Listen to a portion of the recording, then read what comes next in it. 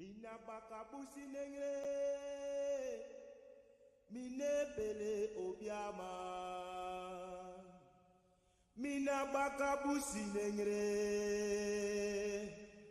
me fele sama. Mina bakabusi nengre, mine pele obiama. Mina bakabusi nengre, me fele sama. Mina bakabusi nengre, mine pele obiama. Mina bakabusi nengre, me fele sama. Mina bakabusi nengre, mine pele obiama. Mina bakabusi nengre, me fele sama. Mina bakabusi nengre, mine pele obiama. Mina bakabusi nengre, me fele sama. Mina bakabusi nengre, mine pele obiama. Mina bakabusi nengre, me fele sama. Mina bakabusi nengre, mine pele obiama. Mina bakabusi nengre, me fele sama.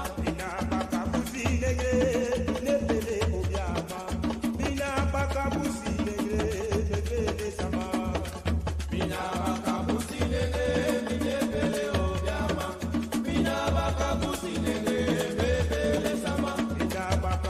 nengre, mine pele obiama.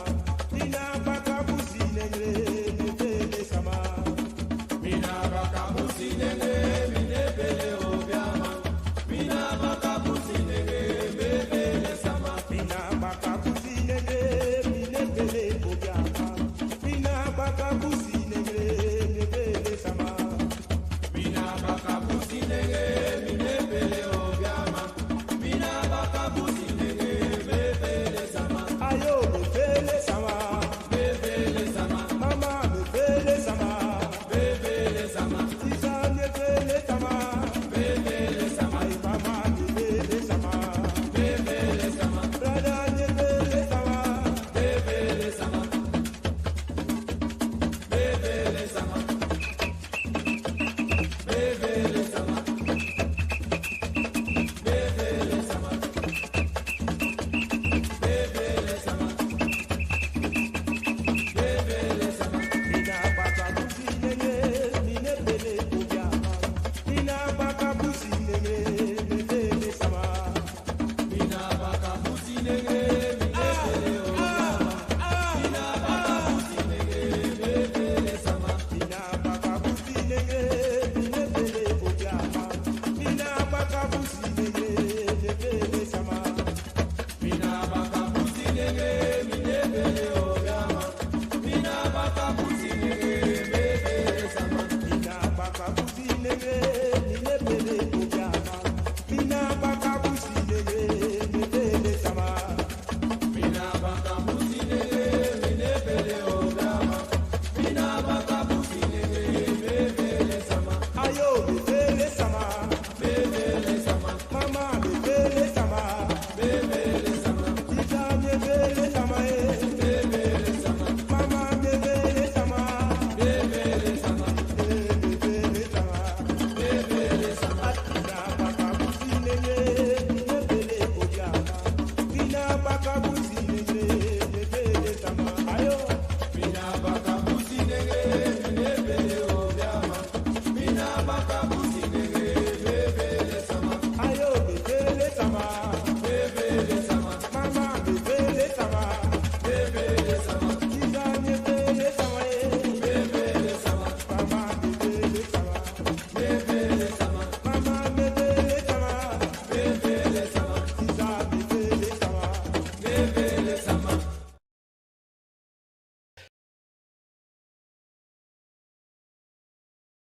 Fire burn them dirty king, blaze up them dirty king, fire burn them king.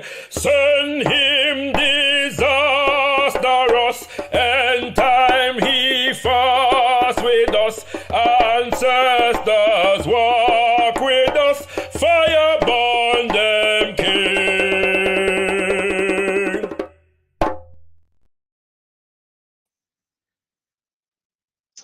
Tendai Mwari, be thankful unto the Mother, Father, creative life force of the universe. Kudzai Muzimu Mokuru, give praises unto our great ancestors. Abibi Tumi, Abibi Faholi, African power and African liberation for all African peoples. It is the first of Mosiah. The month of Mosiah is upon us, kings and queens. And as such, I greet you. Mosiah lives. Yes, indeed, we are honoring the life, the legacy of the most eminent prophet, His Excellency Marcus Mosiah Garvey, and the UNIACL, of which we are members, family. So we give thanks here. We give powerful legacy for laying the black print for our organizational efforts in this time. We're going to be spending the month expanding upon that legacy, that powerful legacy, kings and queens. So we welcome you to the ZIVANAYI today. ZIVANAYI, for those who are not aware, is a word in the Shona language which is most spoken in Zimbabwe and places like Zambia. And it simply means let us get to know. Yeah, it's a word that denotes and connotes, socialization within human relations, kings and queens. And so that is why we named the show thusly. And this is our weekly, catch up. You know what I'm saying? Catching, call up, as we say, open house. Yeah, whereby we just come together and break bread, so to speak, over the platform and reason on various different issues. So we've got a beautiful show for you today.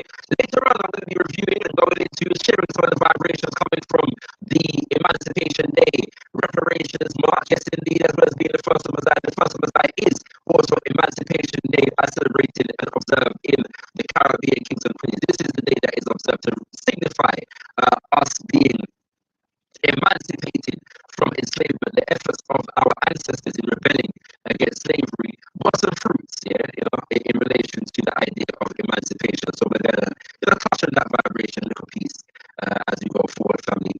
And I have a very special interview waiting in the wings, and so we're gonna get to that shortly. Before I do so, let me just remind you that if you want to support gotkushTV, feel free to hit us up on the Patreon, kings and queens of Patreon. Yeah, there are no perks associated with Patreon as yet. Those perks will be coming later. But this is for those who just want to support based upon the love. You just believe, in what gotkushTV is doing, and you want to support the thing. Feel free to click that link. That link is in the description to the video right now, kings and queens. Feel free to do so. You can do it right now. Yeah. I'm sounding a bit distorted. Okay, one second. Let me try and start all the things then. Okay, maybe I just turn it down. Yeah, thank you for keeping me in check. Let me know what I've gone. Can't hear anything. The sound is bad. Sound static. Okay, all right. Hold on. I don't know what's going on. Beating I go on. Sound static. Hold on there. All right. Let me see if I can work this out. Keep me in tune, family. We're gonna try and sort this out live. Yeah. Last time, the mic situation, there were some problems too, but you could hear me, but I wasn't operating from the correct mic. So hold on there. Oh, I know what it is. Okay. All right. So this should be better now. Yeah, this should be better. Is this good? Give me a thumbs up. Put a fist in the chat, family. Yeah. If I'm good, right? I know. Yeah, you know what happens here? You have a whole heap of different device, yeah. And so when you turn on something take away, your microphone and it gone somewhere else, and it's what I'm saying, all kind of different thing are going. All right. So I'm not gonna repeat everything that I just said. All right. What I'm gonna do is I'm just gonna say once again, if you want to support gotkushTV, feel free to hit up the Patreon, yeah, which is in the link. Sorry, which is in the description. The link is in the description to this video. Okay. And you'll be able to support gotkushTV. The support of gotkushTV at this moment, as far as the Patreon is concerned, there are no perks associated with the Patreon yet. Those perks will be coming. So this is for those who you just believe in what we're doing around here at gotkushTV, and you just want to support the thing. Okay, so what I was saying for those who may not have heard me is that I was at the African Emancipation Day Reparations March earlier, and we're going to be talking about that, discussing that, a little bit later on. It is the first of Mosiah. Yeah, it is the first of Mosiah. So we're going to be discussing that also. So I won't go into all the details that I went into a minute ago. But just know, say, the thing I go on with things today. All right. So I'll be sharing the link a little bit later on. Big up everybody in the chat so far. My Trinidad collection there, yeah. Set Imhotep is in the building. He said he might not be able to tune in live today, but that's all good. Giving thanks to Information Man, Warrior Charge, and CPD that have been keeping my sound in check. We appreciate you all. And anybody else, yeah, locked in, locked on, feel free to like up the video as you come through, family. Like up the video, and also share the video far and wide. Let people them know, say ShakaRa gotkushTV live and direct right now. We are in the building. Okay, so recently, family, I saw a blast here upon the social media about a fundraiser that was being done, yeah, by a good brother in our community, and in relation to a Saturday school, one of the longest standing Saturday schools, yeah, in the African community in the UK. And so I thought it would be good to bring the brother live on gotkushTV to let him know what he is doing, why he was fundraising, and let you know about his work. Yeah. Now, his queen is no stranger to gotkushTV. She's been on the platform many times. Yeah. And if I'm not mistaken, this might be his first appearance on gotkushTV. I'm not sure if that's the case. We're going to confirm that shortly, kings and queens. But for now, let me introduce you to the one and only brother Jeremy Salmon. Greetings, brother. Good to hear your voice, King. How are you? I'm good. I'm very well, man. How you doing? I'm blessed. I've had a good day. We're gonna get into that a little bit later on, good, my brother. So by way of introduction, yeah, just let the people know who you are. Okay, right. So my name's Jeremy Salmon. I'm a homeschooling parent of 6. Me and my wife, we've been homeschooling for over 18 years now. I'm the author and illustrator of the children's series book called Round and Round, which teaches children group economics and entrepreneurism. And I'm also the CEO, the founder of My Babab Learning CIC, where we, like I said, we help parents and children, learn about group economics, entrepreneurism, financial literacy, basically the things you won't really learn in school to prepare them for, when they get older. Okay, give thanks, my brother. Now, if you are familiar with the family name here, you might recognize it from the sister. Yeah, the sister Leah Salmon. Yeah, I think you need to add husband of Leah Salmon to your bio. Yeah, that's an achievement right there. You know what I mean? It's good for the CV. You know what I'm saying? But yes, kings and queens. This is the king, man. Yeah, to the queen, who is Sister Leah Salmon. Yeah, so she, like I said, she's been on gotkushTV many times. Yeah, a stalwart in our community, especially when it comes to the issue of homeschooling. But they are a team. Yeah, so you might not always see Brother Jeremy up front, but know that he is very much in the building.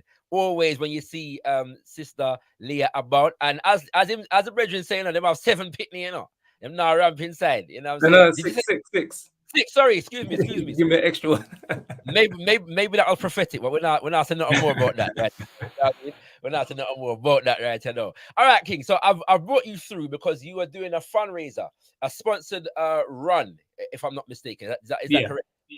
Yeah, so that's right. So basically, 2 weeks ago, I did it's called Tough Mudder. So it's like a 10K obstacle course, like a run obstacle course. If you can think of like army training, kind of like mud, water, and all that kind of stuff. Yeah, so that's basically what I did. And it's to raise money for the Steve Biko Saturday School here in Wolverhampton, where we live.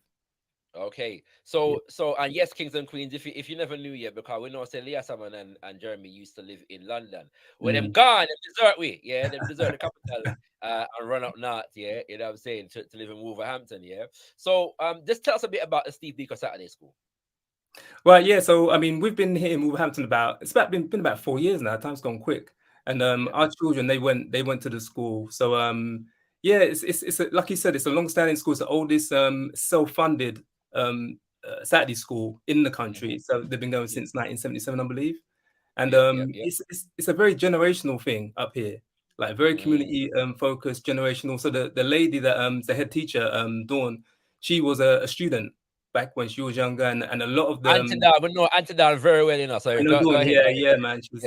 She's a solid assist in the community. And yeah, a lot of the teachers, the young teachers that go to that teach at the school, they were former students as well. So that's kind of the kind of tradition like up here. You know, people that will go to the school and they'll look to kind of take on the the burden of kind of pushing it forward and keeping it going.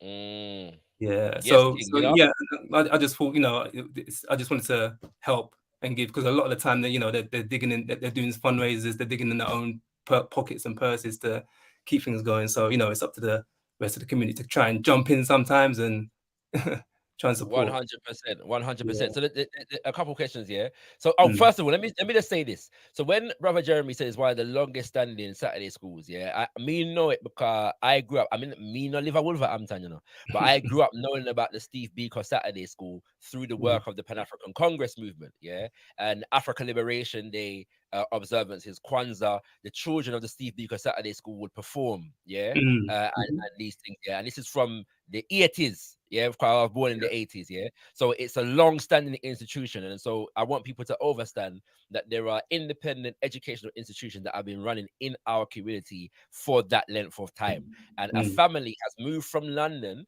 and gone to Birmingham and are now receiving the benefits of the maintenance of that institution. And Auntie Dole is a member of a family that I grew up knowing very, very well, and if they've always been doing the work, and so we want to give thanks to the Wolverhampton Pan-African community. So my brother, like you and your wife are known, very well known for homeschooling, yeah. So what made you decide to add Saturday school to your homeschooling agenda? Why do you need a Saturday school if you're already homeschooling to good effect? It's a good question. It's homeschooling is a lot of work. So wherever you can get a little bit of relief or assistance, you're gonna take it. You know what I mean? Me and my wife, we always said if we found a school that could actually do the things that we want for our children, then we'll have sent them to school a long time. You know what I mean? Long time ago, But I mean, the work that Dawn's doing, and they're doing at the school, we're more than happy to let our children be there. So that would go every Saturday, and just to supplement what we're doing at home as well. And what kind of subjects are they teaching there? What do they teach there? A lot of it, I remember, a lot of it's to do with like Black history, like knowing who, like if you ask any of the students that they know their stuff, man, like they, you know what I mean? As well as like the other kind of academic stuff like maths and English and that kind of stuff. But for me, it's mainly like knowing your culture, your history, and that kind of stuff. Yes, sir. All right, cool. And so you've done this. You've already done the run, by the way. Yeah. But you're still receiving what's the word? Sponsorship. Yeah, for the run that you've already done. So we're gonna get into that in a second. Yeah. Just tell us a little bit about the run first, though. How was the run? Boy, it was tough. It was tough, man. But it's funny because I've always wanted to do something like that just to test myself. I mean, I did it with there was a team of us, so a lot of them were because we got like a homeschooling co-op up here, the Muslim homeschooling co-op. So a few of the members were a part of the team, so we kind of all support each other through it. So it was enjoyable. It was tough, but it was enjoyable and challenging. But we made it through, and it was. Did you have to do training before you did the run itself? Yeah, I did, man. Because you know what it is, I'm not too bad at short distances, but long distance, yeah, do you know what I mean? So there's this thing called couch the 5K. That I recommend to anyone to do. If you're not used to like long distance running or anything like that, it just gives you like baby steps. Like every 3 times a week, you go out and you do it. And it gets longer and longer. And I just did that. I've always said, that I'm gonna do one of them long runs at some point, maybe the London Marathon or something. You know what I'm saying? Especially because it's a goal that enables you to keep your body fit. You know what I'm saying? And as brothers, as men, we need to engage that fitness thing. 100%. So we give thanks. You know what I'm saying? So all right, family. So we're gonna get to my Biobab learning in a second, but just tell the people about the sponsorship. I don't know if you want to disclose how much you've raised already, but why are you still receiving sponsorship even though you've already done the run? Because not everyone's heard about what's happening. So I'm just trying to before we send the funds over. I just wanted to get it out to more people, let more people know, and just let people know, just like no matter no amount's too small, no amount's too big, just a pound, you know what I mean? Just and it's all gonna help, for the children at the school. So and people can do that by going over to my website and donating. All right. So the website, family, is mybayabablearning.com/donate. Yeah. mybayabablearning.com/donate. I'm gonna share the link here, this link in the chat also. So you can go there, yeah, see what I go on, yeah, and you know what I'm saying, make a donation to brother Jeremy's fundraising for an independent Black Saturday school, yeah, that has been doing what it's got a track record, yeah. When I talk about no fleeting, just come and you know what I'm saying. No, they've got a track record, yeah. So support the thing and support the children of the Steve Biko Saturday school. Okay. Yeah, I've shared that link. Jeremy, but this is on a website called Maya Bayabab Learning. Yeah. Tell us about Maya Bayabab Learning. Well, okay, so it's my baobab learning, as in the baobab tree. African baobab tree, yeah. So basically, so because we're talking about, like, you know, me kind of doing stuff, and I've been in the background for like many years, as you know. I've run a design company for over 20 years now. So I've been, like, you know, doing work in the community for different organizations, grassroots organizations and stuff. But yeah, I kind of wanted to do more. So this year, I mean, well, rolling back 2018, I produced a book called Round and Round, which is a children's book teaching children group economics and entrepreneurism.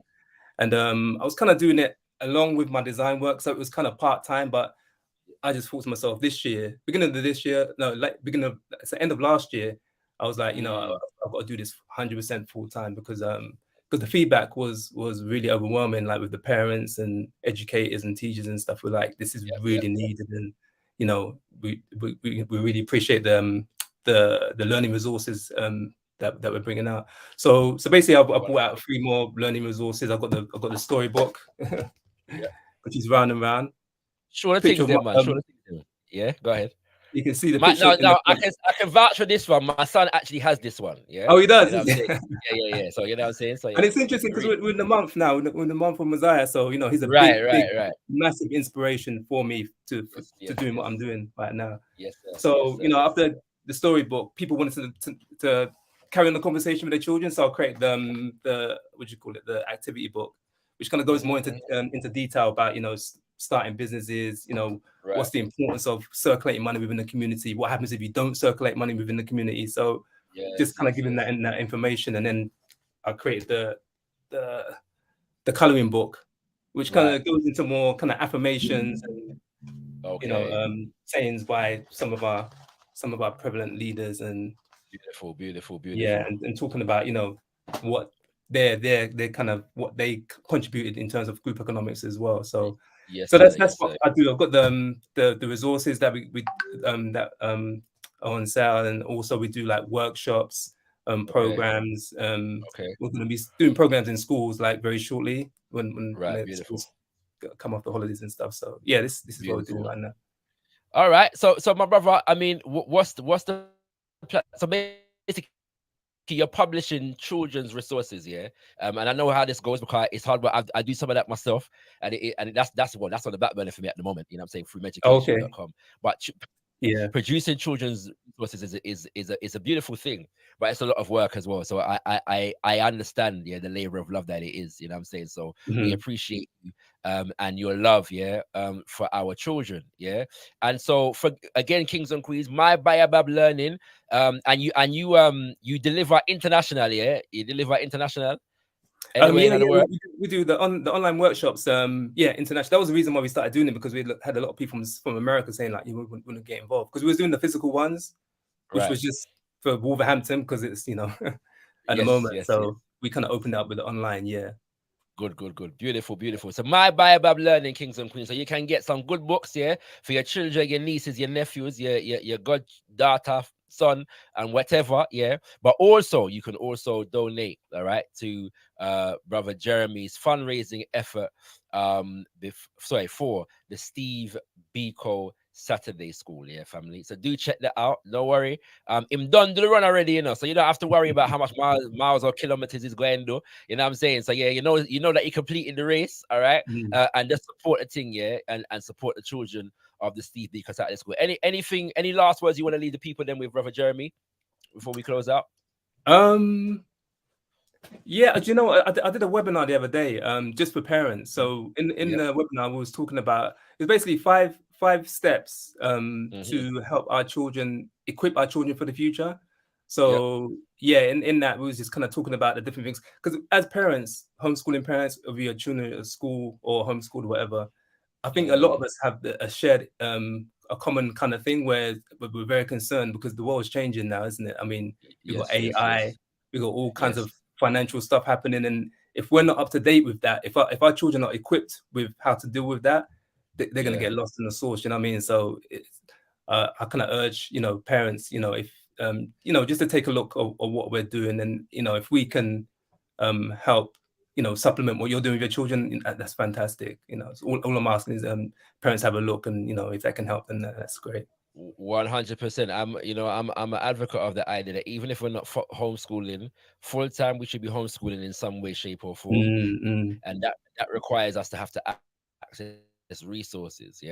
And so there are those of us in our community who have been inspired to produce those resources for our community. There are those in our community who have been inspired to produce institutions for our community. And so Brother Jeremy is not only just producing, he's also supporting, he's also allowing his children to experience the benefits of those other groups and people in our community who are building institutions. And so we want to thank you, Brother Jeremy, for your example.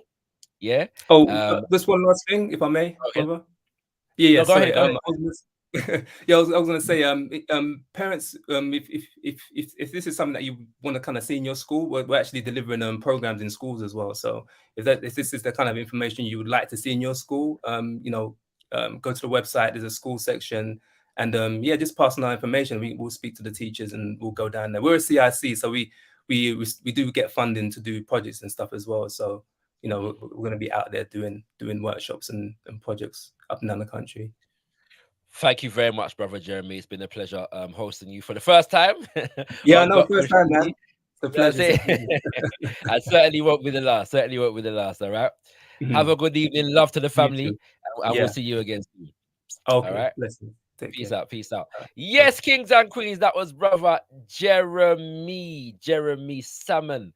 And he's doing that beautiful work. So it was important, I'm saying, for us to inform you. We have to make you know what go on in the community. And so we're going to be doing that periodically through ZIVANAYI, I'm saying, just making the people them know what go on in the community.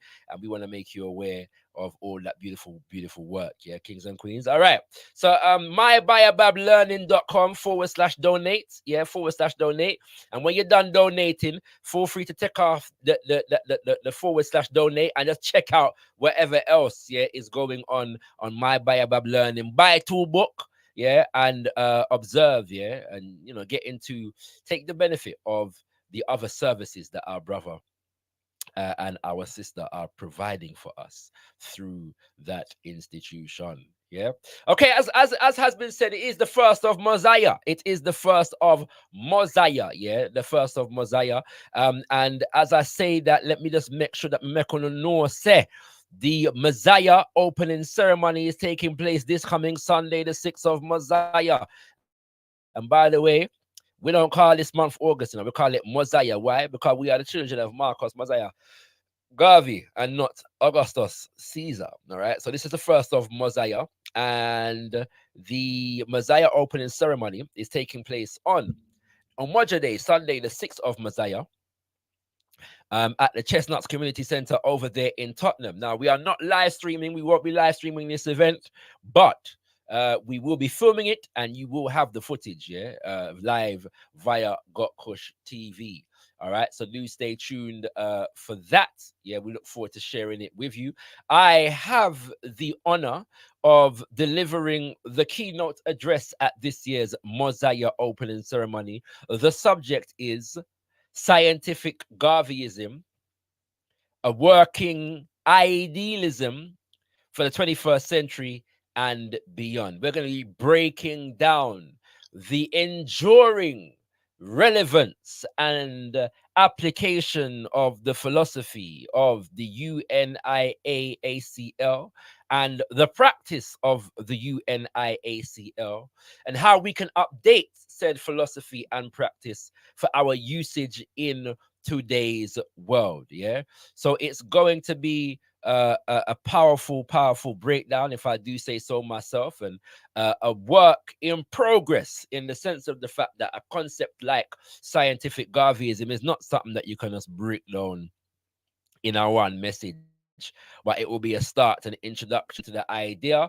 and trying to develop the field of universal African nationalism, Garveyism, as a methodology. Yes, a methodology in relation to how we apply it. Yeah, and engage analysis of global politics, economics, culture, social order, etc., etc., etc. It's a powerful, powerful legacy, and there is no area of people activity that is not relevant here within the field of Garveyism, universal African nationalism. Yeah, and so to say scientific Garveyism, in a sense, right, is a is redundant, because Garveyism is inherently scientific.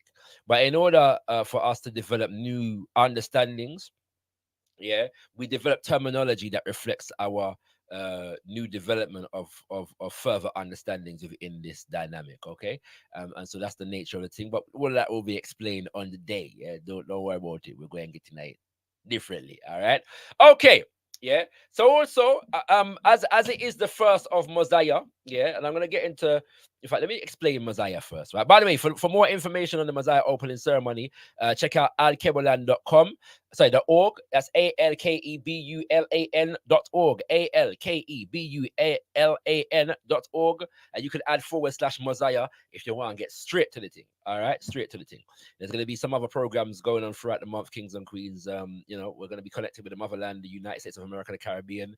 We're going to be honoring Queen Mama Amy Jakes Garvey, because this is the centenary of the release, yeah, of the philosophies and opinions of Marcus Garvey. So we're going to be honoring that particular book, the release of that particular book, and also the woman who sacrificed and labored in order to bring us that book, yeah, the philosophies and opinions of Marcus Garvey. She goes by the name of Queen Mama Amy Jakes Garvey. We're going to be honoring her family. Yeah, so do stay tuned for all of these things. Mosiah lives, Garvey lives. All right. So the month of Mosiah was initiated in the year 1998. Yeah. And it was a message that my father, Brother Leader Bandaka, delivered in 1997, in which he was, saying that, we a free people define, yeah, time, space, and circumstances. Yeah, free people define time, space, and circumstances. And so he was speaking to the fact that, we whenever we name days of the week and months of the year, we're reinforcing the history and the spirituality, yeah, the religious consciousness of Europeans. All right, we're reinforcing, and in some ways even they find them, even when we just say Monday, Tuesday, Wednesday, or January, February, March, yeah, etc., etc. We're calling on their ancestors, and so he spoke about the need for us to Africanize, yeah, our understanding of time, space, and circumstances, and in doing so, venerate our own ancestors. And so he said, yeah, off the cuff, maybe we need to just rename Argos Mosiah, yeah. And so what happened out of that was that got taken seriously by the rest of the members of the Al-Qaeda revivalist movement. And so under the leadership of Brother Leader Bandaka, the month of Mosiah was formulated as 31 days of observance and celebration of the life and legacy of the most eminent prophet and king, His Excellency Marcus Mosiah Garvey, and the UNIA ACO. And so that observance began in 1998, and literally every day there is an observance. There is a Mosiah opening ceremony as well, and various different programs that are designed to educate and raise the profile of the work, the legacy of the UNIA ACO, yeah, and that has been very successful in doing so. You know, we've been able to do some good work in terms of informing people and organizing around the name and the legacy of the UNIA ACO and the philosophy of African fundamentalism, also known as universal African nationalism. Okay, so one of the aspects of the month of Messiah is our Messiah daily affirmation. And this is every day we will read and sometimes even go to our altar, our shrine, and read the words, yes, 31 affirmations taken from Papa Garvey himself, and also commentaries that were to complement the word of the prophet provided by my father, Brother Leader Bandaka.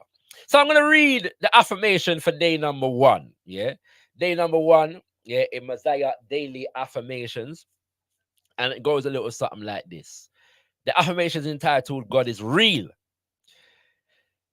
Papa Garvey says, there is a God, and we believe in that God. God is spirit and universal intelligence. Never deny there is a God. God, being universal intelligence, created the universe out of that intelligence. It is intelligence that creates. Man and woman are a part of creation. So universal intelligence and man and woman were created in the image and likeness of God. It is the intelligence of humankind that is like God. But human intelligence is only a unitary particle of God's universal intelligence. Such is the wisdom of the most eminent prophet, His Excellency Marcus Mosiah Garvey.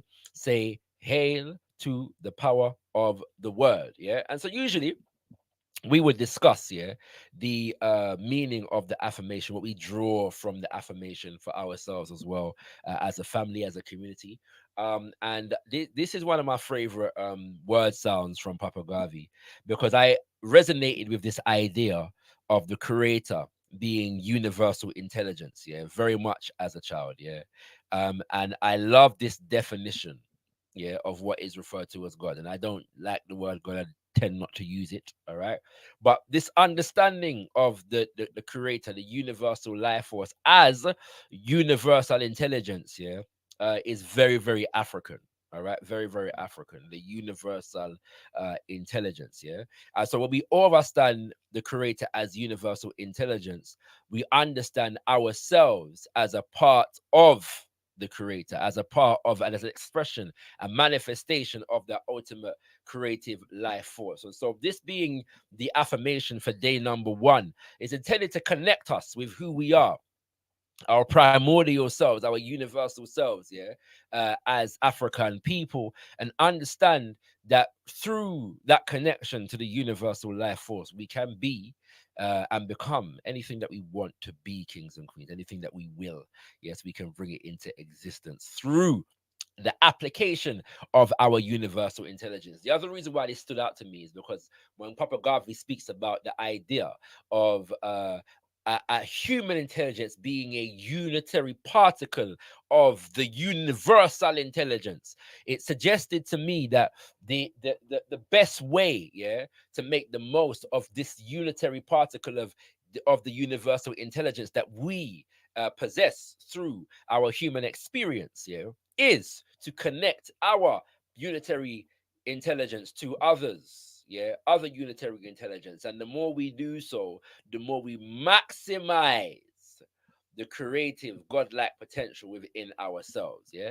So we say Mosiah live, yeah, the prophet has many, many word sounds that are powerful, you know, insightful, inspirational, and useful for us today, kings and queens. And so anybody want to come through and talk more about Mosiah, yeah, feel free to do so. And by the way, our ZIVANAYI may not be as consistent, or may not be on Ojima days, Tuesdays, as we go forward in the month of Mosiah, but I'll make you know about that more. That's only because that we're going to be having Mosiah sessions as a part of the Mosiah season. And some of those are going to be on Ujima Tuesday evenings, all right? So if you don't get a Zivanai, you're going to get a Mosiah session. So don't worry about nothing. We'll be here, but it won't be the same thing. They won't be, probably won't be not open up the floor and all them thing there, and them thing there, all right? Finally, before I open up the floor, I just want to let the people them know about the reparations rebellion. Yeah, reparations rebellion that took place. So it's the 10th reparations rebellion. Next year will be the 10th anniversary, but this is the actual 10th reparations rebellion. No, actually, so no, this is the 10th anniversary because it started in 2013, 2003. All right. So so the I mean I said no. Yeah, the reparations rebellion took place. That I've been down there for most of the day. And yeah, it was a beautiful day,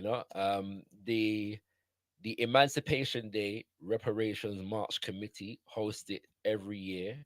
And you can see what was evident today is the amount of younger energy that they had within the organizing of the process.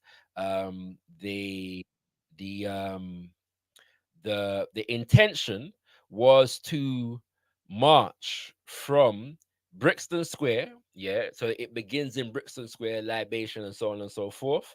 And march to the Imperial War Museum, which admittedly I've never been to, but I'm gonna put it on my bucket list of things to do. Yeah, and it's because of the fact that what happens on the march is that the march stops at what is referred to as various different crime scenes, and along the route of the march, right? And so these are places, for example, in Max Roach Park, there is a monument to the Soweto uprising, which took place on the 16th of June 1976. Yeah, and so we stopped there just to honor those who were sacrificed in that particular uprising. And we'll stop at Brixton Police Station, which is another crime scene, because of the fact that it is a place from which one, blackness in custody has been a consistent issue facing our community, as well as just police brutality in general. It was from Brixton Police Station in 1981 that the Metropolitan Police launched Operation Swamp, on the African community in Brixton, and sparked an act which sparked an uprising in Brixton that was then spread across the country. Okay, and so we stopped there to honor those who have been victims of police brutality and deaths in custody, as well as to honor those who fought back against it. And so the Imperial War Museum is a shrine, effectively, to the British military. The British military. And so the intention was to highlight that fact by visiting that museum, and detailing and reflecting upon the military, as a weapon, a tool of Western imperialism, invasion, conquest, colonization, enslavement, and neocolonialism. Because of the fact that there was some delay in the float, the truck that was carrying the sound getting to Brixton Square. I'm not sure what the issue was. It's not particularly important, but we never quite made it to the Imperial War Museum, but there was a march nonetheless. And so that was a beautiful vibration. It's always good, to be around African people, especially though when we are attempting to bring and organize around such a powerful and beautiful issue. And so what was apparent also, as well as the younger energy, was there's always flags representing different groups of African people. The Biafra contingent of the Igbo people is always there. The Herero people of Namibia are always there. You know what I'm saying? With their flag representing the issues of reparatory justice as it relates specifically to the Igbo and to the other Herero people, and land rights and so on and so forth.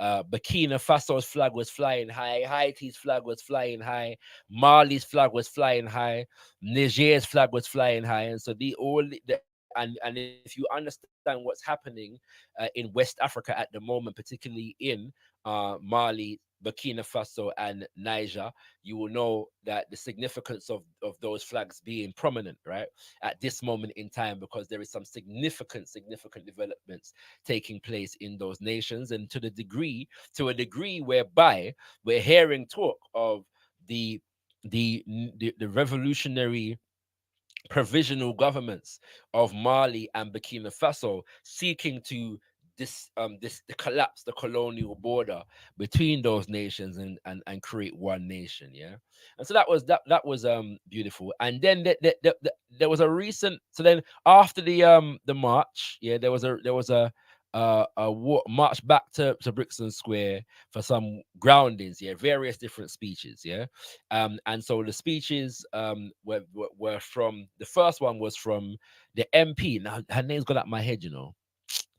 Um uh Her name's gone out my head. I'm gonna get it in a second. One second. Um oh Lord. I'll get it in a second, Kings and Queens, yeah.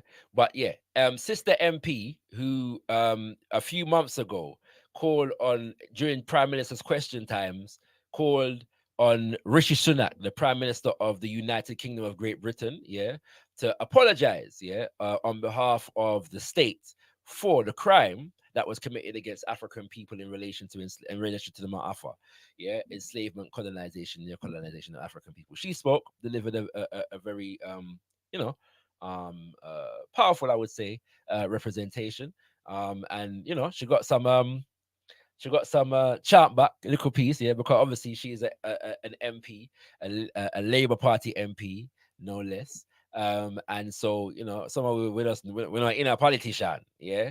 But the reason why she spoke is not only because of the fact that she made that representation in the parliament, it was also because of the fact that the Emancipation Day Reparations March Committee and the Stop the Angamizi campaign have organized, one of their demands is for an all-party parliamentary commission of inquiry, which means that the parliament itself must develop from based upon the work of the grassroots community activists, the wherewithal to hear the information, yes, and the history and the ongoing impact, yeah, of the Ma'afa, which, as far as the Stop the Ma'angamizi campaign is concerned, Ma'angamizi is another word for Ma'afa. Yeah, they basically mean the same thing. Another day we'll go into why there's two different terminologies, but it doesn't really matter.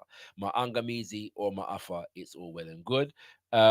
And yeah, so they've developed, and I'm forgetting the full title of this thing, but there is a branch within the parliament now, as it stands, that is designed, yeah, that based upon the work of our sister MP, that is dedicated to doing that research. Okay, so the all-party parliamentary commission of inquiry has not yet been established, but there is a research department, yeah, that is leading towards developing that commission of inquiry. Okay, so that's the reason why she was speaking. Then we had the brother Hakim Adi. Yes, Hakim Adi, and we're going to delve into this issue more. But Hakim Adi is the only African professor of African history in the UK at Chichester University, and at the moment they are currently trying to make him redundant and his courses from the curriculum, yeah, of that university. Okay, and so this is obviously a very serious issue, not only because they're trying to make our brothers redundant, but because of the fact that they are getting rid of the only African, yeah, history professor in the country. And if you know anything about brother Hakim Adi, he is the author of the book Pan-Africanism, a History. Okay, and he's also the person who is supervising the PhD of Sister Esther Stanford Jose, who is one of the leading members of the Emancipation Day Reparations March Committee and the Stop the Ma'angamizi campaign, and also the Pan-African Reparations Coalition of Europe. Okay, and so her research we understand is going to be affected, yeah, by the redundancy of Brother Hakeem Adi.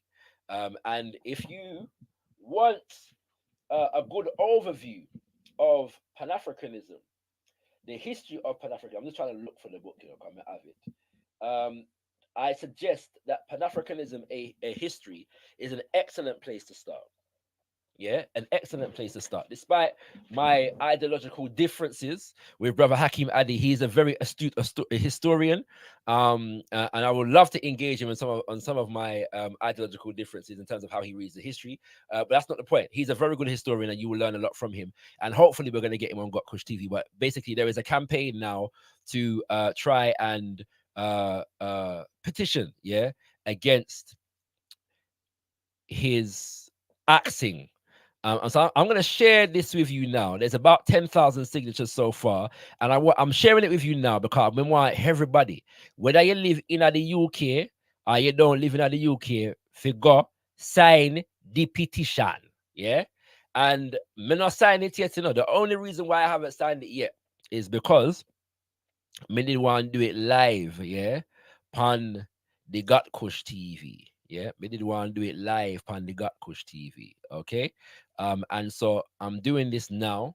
All right, I'm doing this now. Yeah. So so you can see what I go on. Yeah. All right. So I put my birth name upon that something, yeah.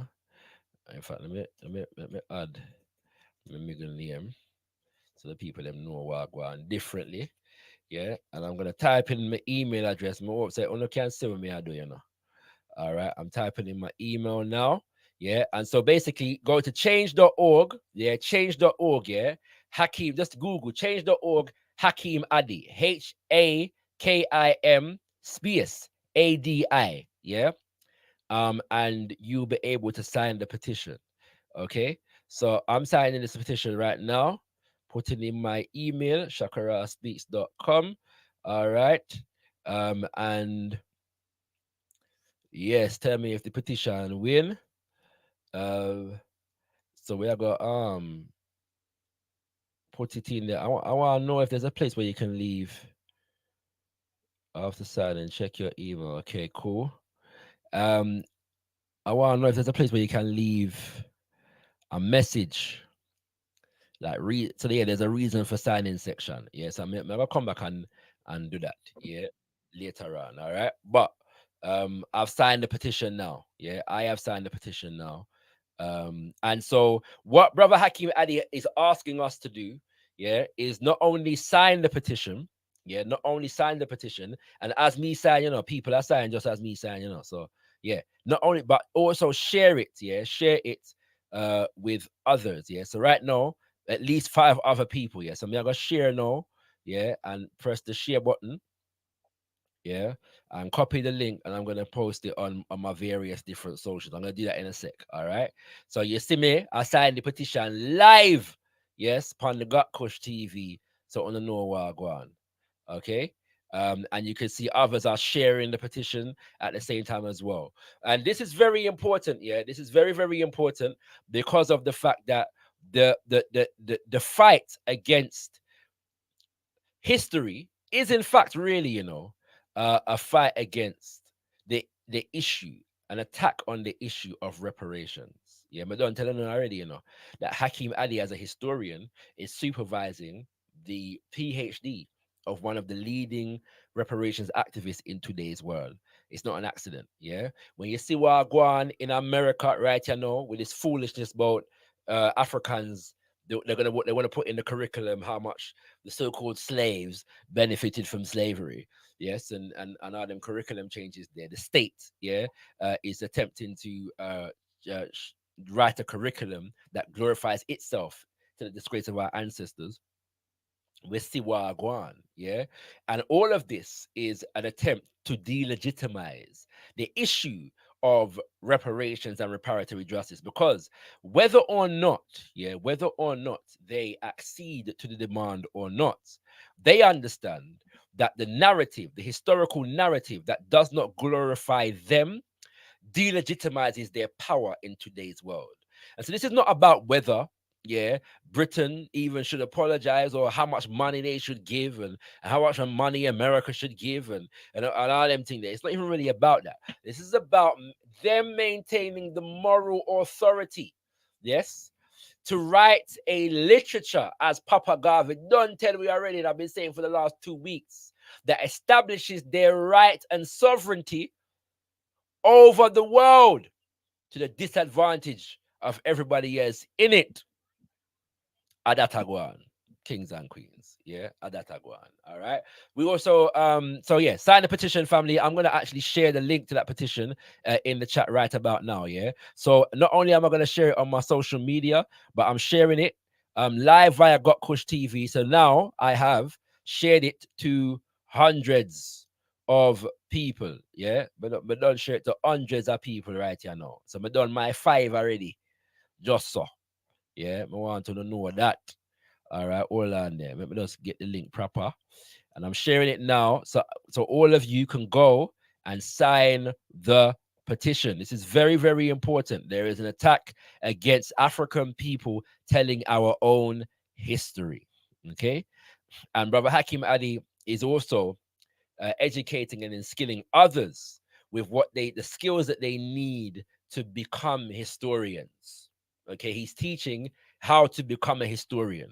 Yeah, and that's the particular course that they want to attack. Yeah, and so yeah, I'm encouraging all ones and ones to sign the petition that I've just posted in the chat.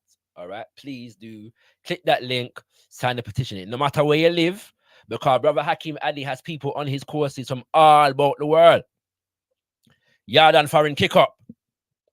Yeah, yard and foreign kick up. All right. Okay. Right. So, I was going to say Sister Esther Stanford Jose delivered a very powerful message, as he's very known for doing. So hopefully we're going to be sharing that on gotkushTV also. And there was also a word, a solidarity message from the revolutionary government that is currently formulating itself in Burkina Faso. Okay, so that message was played. The brother speaks in French, and it was translated for us by one of our sisters at the event also. Yeah, so it was a good day. Can't complain. You know what I'm saying? Now, my one complaint is, and I hope my brothers, my sisters, my aunties, my uncles who are organizing the march hear me with love. We can't have a Pan-African reparations march, yeah, and only one style of music play for the whole day. That can't go on. Yeah, me love reggae music like any pedigree African from the beautiful island of Jamaica.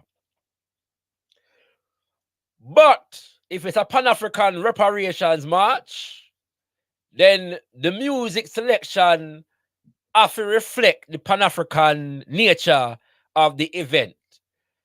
We have revolutionary conscious affirming music from all about the African world. We have to hear little Kaiso, Calypso, Soca. We have to hear little Sukus and Zouk and Afrobeat. We have to hear little hip hop and soul and funk. Yeah. So we love Rasbongo. And Rasbongo is not an individual. It's where that's I talk about, it's a euphemism for, the man that we are playing the music in general. We love Rasbongo, but give Rasbongo a break. Yeah. Give Rasbongo a half an hour break so we can hear some different style of music, and especially different style of music from different generations. Yeah. I'm just saying that because I believe it's very important for the musical selection again to reflect the Pan-African nature of the event, in as much as the flag them and the different groups or interest groups, do. Make the music selection reflect that. Yeah. We did hear one fella kuti. Yeah. We did hear one fella kuti. Yeah. For the whole day. And I think there was one soul tune, which is good. All right, which was good. But in as much as you got Africans from all about the world present, representing, at the reparations march. Africans from Congo, and if you look, check gotkushTV we've got footage from a number of the previous marches, and you will see brothers and sisters from the movement for the survival of the Ogoni people in Nigeria, a chief of the Collagen people in of Congo, yeah, Central Africa, I should say, not just Congo. You know, you have people from Trinidad and Haiti, yeah, and Cuba. You have people from Namibia, yeah, Burkina Faso, Niger. Yeah, we must diversify along African lines. The music selection that must can go on. You know, it. That's my one criticism. Yeah, you know what I'm saying. Now, if you don't want some suggestion for DJ, we can play the when we are talking about hit up ShakaRa. We know over call. Yeah, if we want to hear a certain tune and certain music at the reparations march. When I say reggae, not for play, no reggae for play. Reggae is one of the most revolutionary music, revolutionize the African world. Yeah, when you go, Mama Africa, love reggae music. Yeah, so there is reggae music must have its place. All right, well, as I say, we have so much more as African people to draw from, so we want to reflect that at the reparations march. I hope that statement is received with understanding and love. And let us open up the panel now. I'm going to bring through in order of appearance, Kale, and then Brother Kwame Bwaje. The link is in the chat. Yeah, the link is in the chat. I'm gonna share it again. So if you want to join the conversation, feel free to click the link and you will be able to do so. All right, you will be able to do so. You can speak on, you can speak on what I have raised, or you can raise your own topics as is usual for our ZIVANAYI sessions. So feel free to do so. Yeah, it's all well and good. It's all well and good. All right. So come through and click the link. May I share it again and look at this. So Kiel, where you say? Big up King, man. And as I said, I started today on the reparation event, brother, and big up, brother. You know what I mean? We have to always do these things, but so I'm gonna hopefully, God willing, I'm gonna try and reach, you know what I mean? But yeah, man. Want to talk about the science thing, brother. Lately there is a character assassination that there's a thing called African apes, and you know that we not descend from no ape. But I was just listening to what you were saying, what Garvey mentions in regards to how he identifies the creator and how we're in the image of the creator, etc.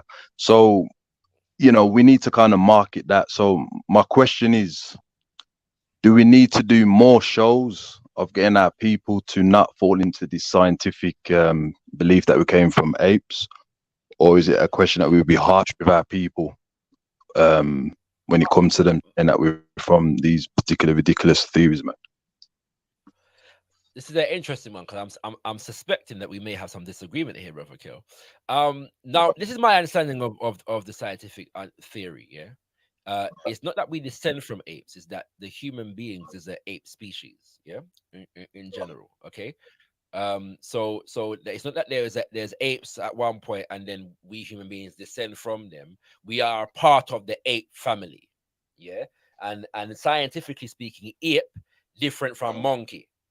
Yeah, ape and monkey are cousins, but they're different. Yeah, that's my understanding of the thing. Now, cosmologically speaking, because you talked about connecting it with Papa Garvey and concept of universal intelligence.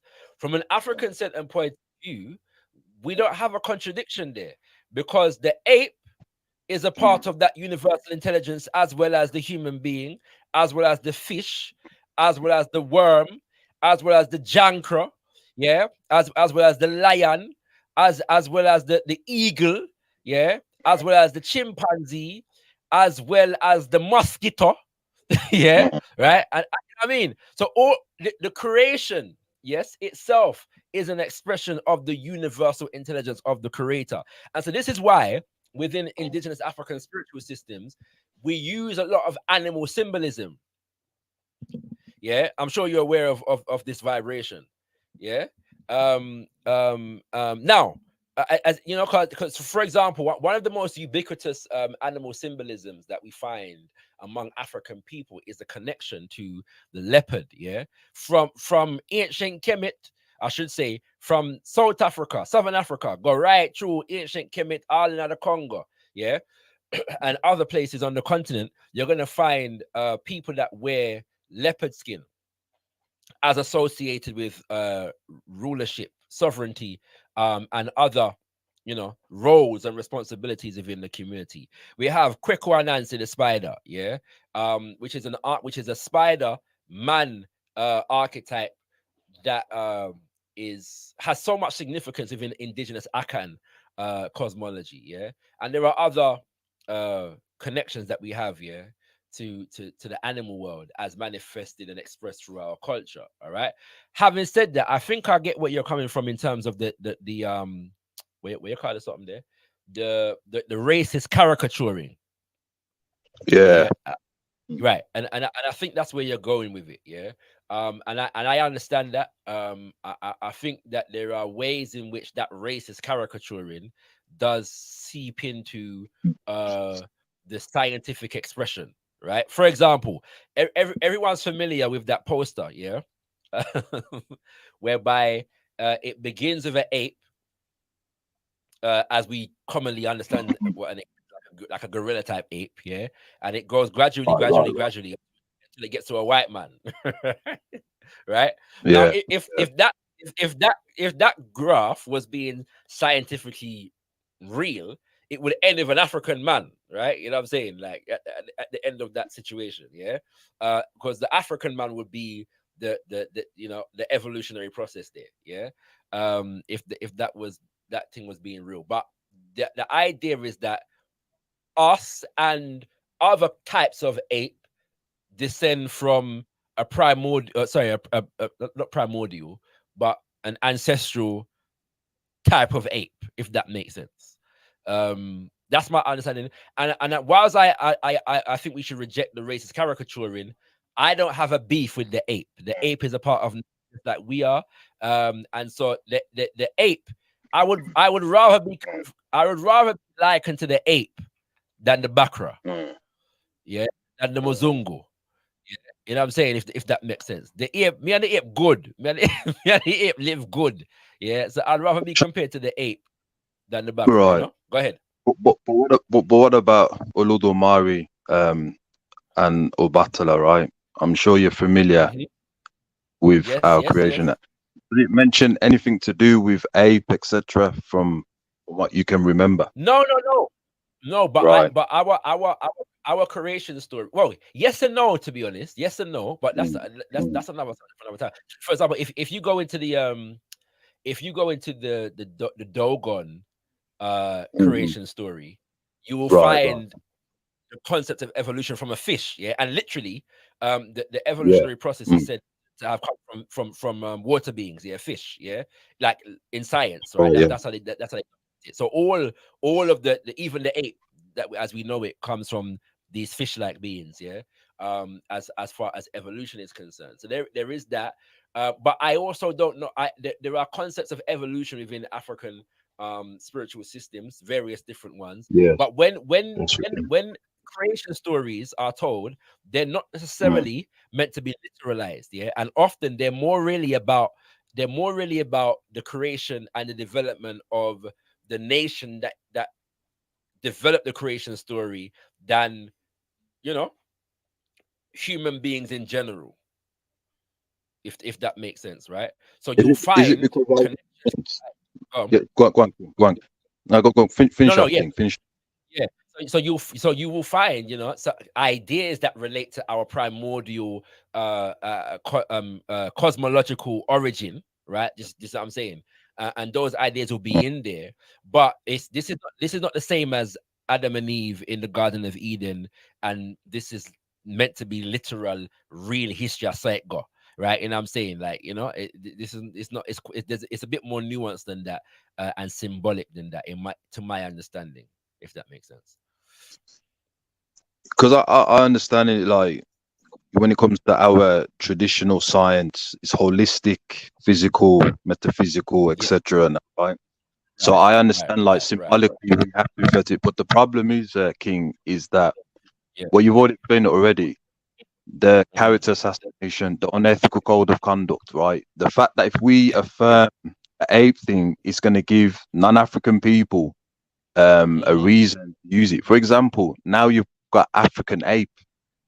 Now that there is going to be very, very catastrophic. What's that? Explain the African ape thing. Well, an African ape is basically that the original ancestor of mankind was an African ape. So they're calling it. So from ape now it's African ape now. You know what I mean? Okay. And that's problematic. Yeah, I get what you're saying. I get what you're saying. What that really means, though, what that really means is an acceptance of the fact that humanity began in Africa. Yeah, that Africans are the first human beings. Yeah, that's what that really means. Yeah, you see what I'm saying? So we have to our propaganda to negate racist caricaturing doesn't have to negate science. We can actually reject the racist caricaturing with the science. Yeah, do you see what I'm saying? And quite frankly, my brother, in rejecting the racist caricaturing, one of the things that we learn scientifically is that apes are actually very intelligent creatures. Yeah, right. Apes have and if you ever watch a nature program where them document them, and them drop them same program with the ape, man. Yeah, man. Yeah, man. Yeah, you know what I'm saying. The ape is a beautiful, noble, yeah, you know what I'm saying, animal, yeah. And so the association with apes as something degenerate is something that was drummed up in the mind of some white supremacist somewhere. And so we can actually salvage, yeah, the ape as well as ourselves from that kind of defamation. You know what I'm saying? You know, in my humble estimation, I don't know of any African spiritual systems that have any opposition to the idea and the actuality of evolution. Yeah, me being raised in an African spiritual home, it's never been a contradiction. The first time I was taught evolution was in a Pan-African Saturday school. Yeah? Some of the earliest people that I can remember educating me about evolution as far as scholars were Africans, yeah, like Asa Hilliard, yeah, and them man there who were breaking it down, yeah, for us. And so we don't have to be sensitive about evolution because of how Europeans have characterized us. What we need to do is just reject their characterizations. This is my humble opinion, and I'm saying that with a complete understanding and sensitivity towards the concern that you're raising, if that makes sense. You know what I mean? Yeah. You get me? So yeah. Stay on the line, Kel. The link is in the chat, kings and queens. When you can, feel free to come through. Mr. Mellerman, you're there, and you said something earlier, but me don't know what you're talking about. Yeah, so I love to know what you're talking about, because you said something about hot issues of the day, and you mentioned something about LeBron and Smadiels. We can't find the something. Jaylen Brown. So I've seen things, but I don't know what you're talking about. So you can feel free to come on now. Yeah. For those who are just tuned in, kings and queens, I was talking about the reparations march earlier. It is the birth of Messiah, so we're in the whirlwind. Yeah, we're intensifying the energy of Mosiah, yes, of the study of Mosiah, Marcus Mosiah Garvey in this space. And if you tune into the last two shows, you will know that we've been doing that anyway, yeah, because Marcus Garvey is for our season. All right, I'm gonna come back to this conversation about evolution in a second, yeah, because of something that I wrote recently on social media that I think relates to it, because of the connection to the man who is credited with developing the theory of evolution, which is Charles Darwin. And so we're going to come back to that in a second, yeah. For now, though, Brother Kwame. Yes, sir, Brother ShakaRa, how are you? I'm fine, my brother. How are you? Not bad, not bad. Yeah, sorry I couldn't make it today because I was held up by the weather on though. Yeah, it went well, brother. It went well, bro, my brother. I know, I know. Yeah, I know. You're smiling. You know, you enjoyed yourself, eh? I certainly did. I certainly Yeah. did. My brother, I just want to be brief. I mean, come on, man. Baba Shepherd and Dr. Diop is better than Charles Darwin. Charles Darwin is a weird character. I mean, I'm not going to even apologize because I mean, our brother before us, he was making remarks that we were apes. You know, ShakaRa. Darwin said those things. Yes, sir. Yes, sir. Yes, sir. Well, I'm gonna come back to the Charles Darwin situation still, so do stay tuned. Yeah. I will. All right. Yeah. And also, I mean, as is, I mean, Baba Marcus Garvey, this is a great Pan African leader, to be honest with you. Yeah. And I'm fortunate to have to study about him for 28 years. You know, Yeah. Baba Garvey did a lot for African people. And we know that there were stooges who were plotting the UNIA and ACL and threatening his life. But I mean, I tell you this man put his life on the line for Africans. Yeah. And I'm telling people, I mean, our brothers and sisters, you must read about him, study about him, inspire your children to learn about him because hey, this is a very good Pan African leader that was amongst us. Thank you very much, brother Kwame. We appreciate you. You know what I'm saying, and stay tuned. Yeah, because we're gonna. Oh well, my brother, you take care. Yeah, take care of yourself always. Tell Mara. Don't worry, King. Manifesting that Messiah energy all over gotkushTV as the month goes on. Yeah, so do stay tuned for the thing. Yeah, do stay tuned for the thing. All right, kings and queens. So the this year, as I said earlier, is the 100th anniversary, yeah, the centenary of the publishing of this beautiful book right here, Philosophies and Opinions of Marcus Garvey. In fact, I mean, I have two different versions of that book here. So this edition is the first edition that was ever published in Jamaica. Yeah, this edition is the edition that was published, yeah, by the Majority Press, which is Baba Tony Martins, who is the foremost scholar on the life and legacy of Papa Garvey.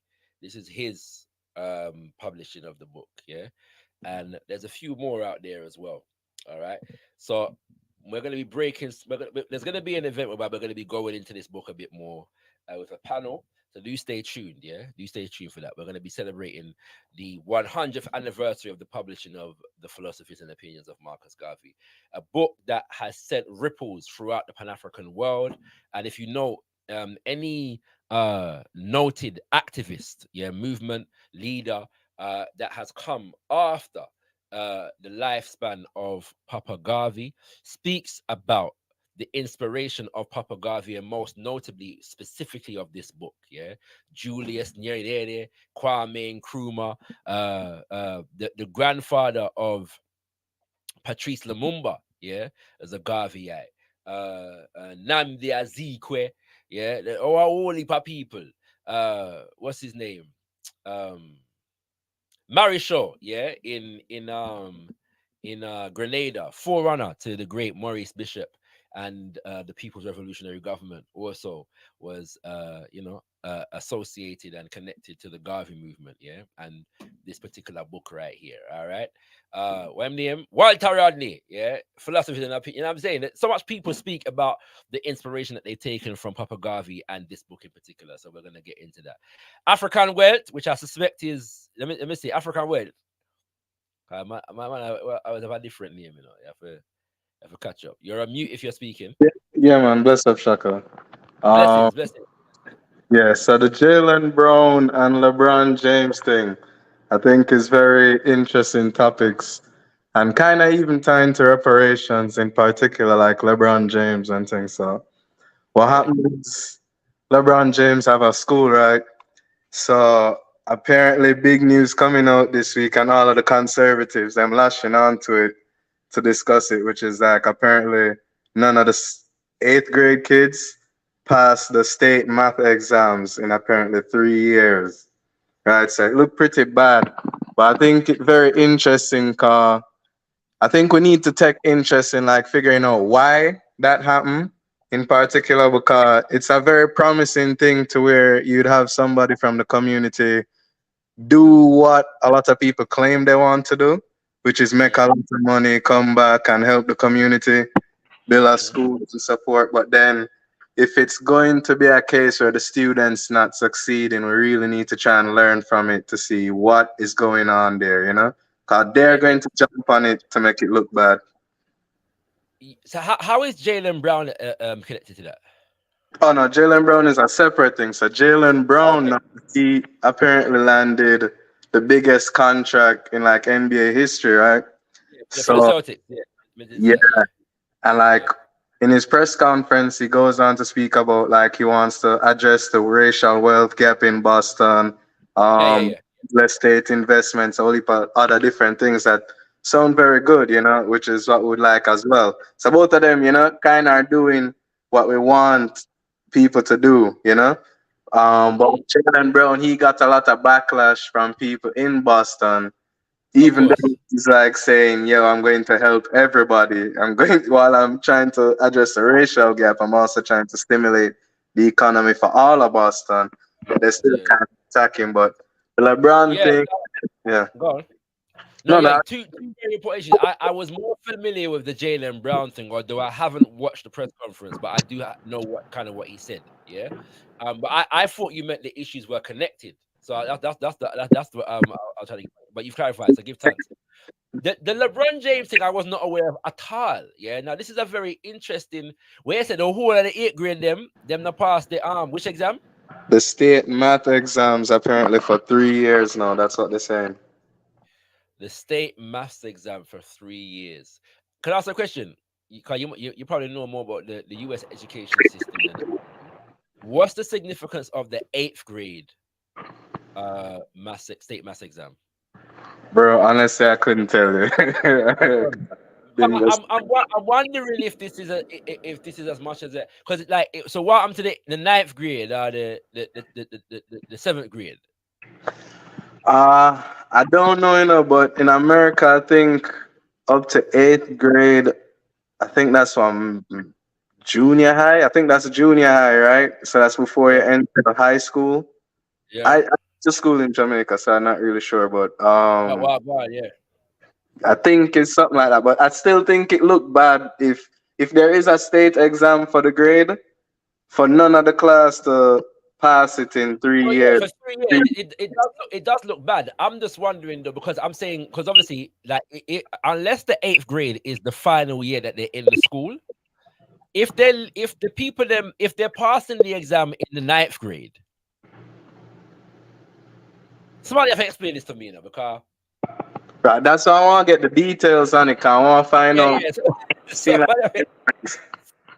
I'm wondering why the specific focus on the 8th grade, like, and if that failure is reflecting itself or replicating itself in the following grades, right? In this school, that's what I'm wondering at the moment. Yeah. Now LeBron James' school, as far as I am aware, is a charter school. Yeah, which means that. Let me just make sure I've got the definition of charter school correct. And we're going to do this live right here now. Yeah, charter school. All on there. Definition. Charter school. In North America, a publicly funded independent school established by teachers, parents, or community groups under the terms of a charter with a local national authority. Yeah. So technically, they're supposed to be teaching what is referred to in the UK as national curriculum in the school, yeah, state funded, and so on. Okay, and so what's the this is like, I'm gonna have to look into this story. You know, it's a very interesting one, and I agree with you. It don't look good, yeah, for the youth them to be failing, like everybody for the last 3 years. That suggests that there is some significant issues with the education of that particular grade. It could also suggest that they're experimenting with their education style, and possibly they're not focusing on the passing of examinations, if that makes sense. There are all kinds of unique education methods, yeah, that are not centered on exams, so to speak, right? So it may be that, you know, like I said, it may be that because my instinct suggests to me that if that level of failure was replicating itself in the grades beyond the 8th, that would be part of the story. Yeah. If you see me, I say, nah, give no excuse for LeBron James and in school. I'm just saying that there's something missing from this.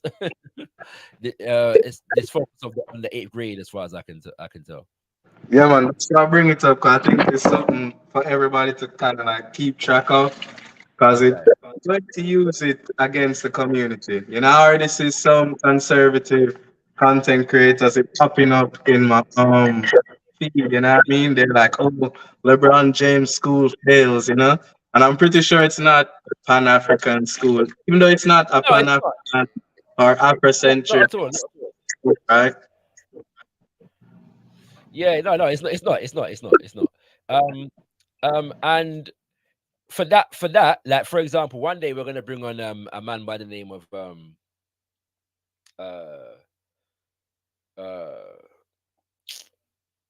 I'll tell you in a second. I'm having beer. Marcus Klein, yeah, Marcus Klein, and his Freedom Home Academy.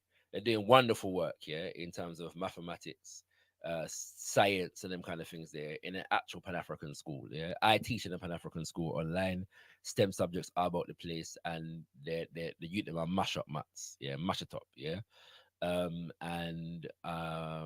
So yeah, it's an interesting one. I'm trying to bring up the story right now. Let's see if we can get some more insight into this story.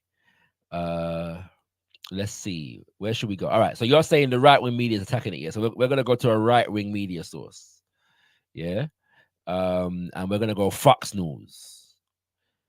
Yeah, very familiar with Fox News. When Obama was president, you know, a pure Fox News me watching, a pure Fox News can't done. Yeah. Fox News can't done Rasta. That's it. All right. Let me see. I'm gonna share the screen. LeBron James. So this is a Fox News article, no?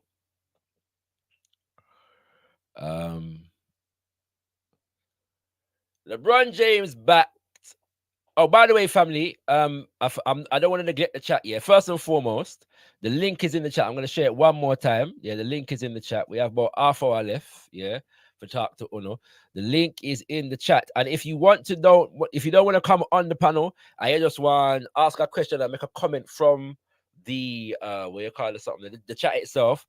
At gotkushTV, please. Yeah, at gotkushTV. And the reason why I do it that way is so I can differentiate between, you know, internal chat conversation and things that people actually want read out. Yeah, so I'm now go read your comment if it just say it's just a comment. If you at gotkushTV, I will definitely read the comment. Okay, all right, so that's making you know that, and you can click the link if you want to come live. Yeah, when I said no, LeBron James backed I Promise School delivers discouraging student test results report.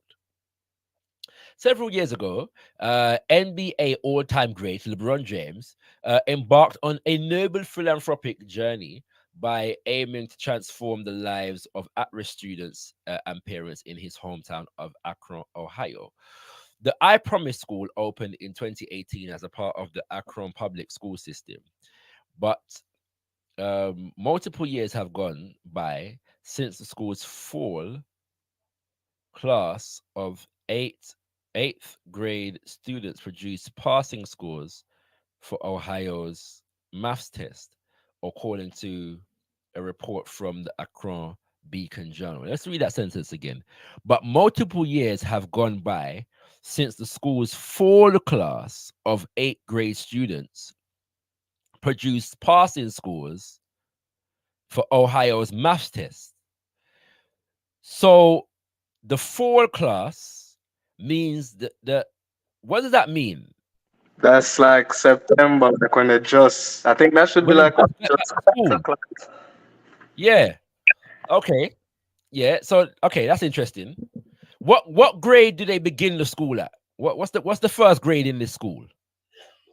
Anybody know? Anybody in the chat can tell you at gotkushTV. What's the first grade?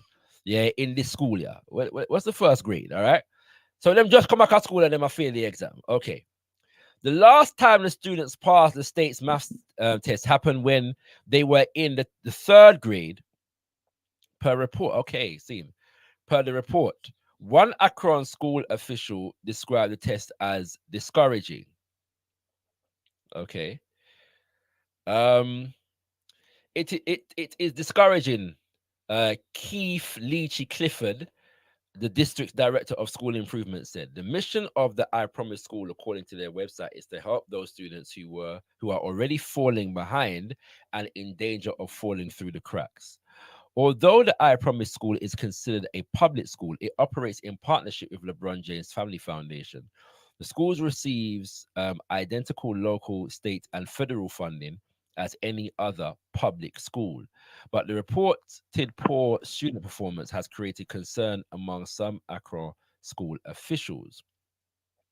The school offers a unique approach to education, striving to act as somewhat of an intervention for the school district's lowest performing students at a young age. Okay. Okay. Right. So that's some context there. Last month, James launched the I Promise housing development, which will provide 50 affordable units in Akron.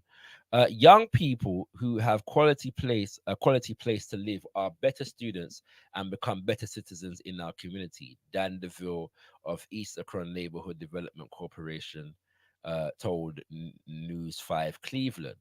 School board president Derek Hall expressed disappointment about the school's failure to meet the expectations. For me, sorry, what on there? For me, as a board member, I just think about all the resources that we're providing, Hall said. And I'm just disappointed that I don't think it doesn't appear like we're seeing the kind of change we would expect to see. Okay, Leachy Clifford also shared data that reflected the improvements in some students' grades on a year-over-year basis based upon state test results, while others declined. Let me read that again. Leachy Clifford also shared data that reflected improvements in some students' grades on a year-over-year basis based on state test results, while others declined. Okay. The LeBron James Family Foundation released a statement on Monday saying it remains steadfast in its commitment. When we started this work to wrap around students through education, we entered this partnership with Akron Public School for the long haul, the statement said. Because this work requires long-term commitment, hard work, and lots of love and care, and that's what we bring each and every day, because the I Promise School is more than a school. We're here for the ups and downs, and we'll continue to wrap around our students and their entire family so they can be successful in school and in life, no matter the challenges and obstacles that come their way. I don't know about you, but I don't find this article particularly informing. But there was interesting details that kind of interesting details. Yeah. Interesting details. You want to reflect on this article, yeah? No, yeah, definitely. Because the first thing I realized is apparently it looked like to me is a case where LeBron kind of funding and like sponsoring basically what's a normal public school is what it kind of the describe. That's what a charter school is. So they get state funding, but they also receive some funding from interested parties. Yeah. So he might not be even that involved in the day-to-day running. No, but he probably more have an influence on the culture of the school. Yeah, you know what I'm saying? You know, the teaching methods or the teaching philosophy, yeah, and that kind of thing, and also some kind of impact upon how much resources the school gets, and that kind of thing. But oftentimes in poor neighborhoods, schools are poorly resourced, you know. And yeah, there's also the fact that it apparently caters to students who like already were probably poor performing and stuff like that. So okay, that it does make a lot more sense now, at least. Yeah, you know what I'm saying. Oftentimes, when you're dealing with children who are already behind, it will take a while for those benefits to kick in. That's my understanding of a lot of these situations. I was gonna try and read another source just to see to check if we're gonna get any more details. Yeah. So I got the daily fail up, which is basically you know, a newspaper. For those who are not aware, the Daily Mail is basically Fox News in writing. For the UK, yeah. LeBron James back school, blah blah blah blah. I Promise School, part funded by LeBron James and his foundation, have come under scrutiny from the state following revelation of alarming test scores. The Akron operates in conjunction with LeBron James Family Foundation. We've got this already. LeBron James' altruistic venture saw him. While there was data which revealed students from the school had improved year on year, some had in fact gone backwards since attending I Promise. According to the journal, it's Black students and those with disabilities are testing in the bottom 5% in Ohio. Okay. Let's continue. School board president, that quote was mentioned already. Keith Leachy. By the way, family, last time me did check, West Indies were not doing very good in our match against India after winning the previous match. You know what I'm saying? So, we have to check in the cricket score. They come more still. All right. So students proficient in reading. Okay, let's check this out. According to the journal, Leachy displayed data which showed both progression and regression. Students proficient in reading had more than doubled. Yeah, so there's some significant improvements in reading from 6% to 13% with regard to those moving from 4th to 5th grade, according to the journal report. Although those in 2022, 6th grade class had just 2% proficiency compared to a 7% rate during their 5th grade education. Okay, the school receives funding for the blah blah blah. Because this work required, because what are these articles are going into is an explanation for why. What's the reasoning behind these results? I'm not seeing that. So maybe I forgot into some more in-depth news reports, and we'll see if we can find. But yeah, so maybe I'll carry over this subject. Yeah, man. Yeah, Until man. next year. So not next year, the next show. So let's see if we can get some more details in this thing. I can say though, I mean, working in independent education, when you're working with young people who are disaffected, it can take a while, to see education and improvement, especially if you are trying to create an educational environment that is not just academic, that is catering for their whole person, and also in some ways trying to address the issues that are present within the community. Sometimes lessons on managing trauma have more application at the beginning than mathematics, if that makes sense. So and that's not to downplay the significance of the importance of mathematics. It's just to understand the dynamic that take place in a school environment, especially schools that are catering for poor, poverty-stricken, or otherwise disaffected communities. So this is an interesting point to look into. I'd look into that. I think that the point that you raise about Jaylen Brown is also very interesting. For some reason, the do for self instinct among African people, even when it's fully within the bounds of the capitalist system, seems to be something that people need to look out against. Yeah, and as I'm made to understand it, the Boston environment is one that is known, for a certain level of racism. This is, that's racism, right? Open. And that has something to do with its makeup, and the founders and the culture that exists, as far as white people are concerned in Boston. So I'm not surprised, and as well as the fact that Boston is one of the most fanatic cities as it relates to basketball. The Boston culture is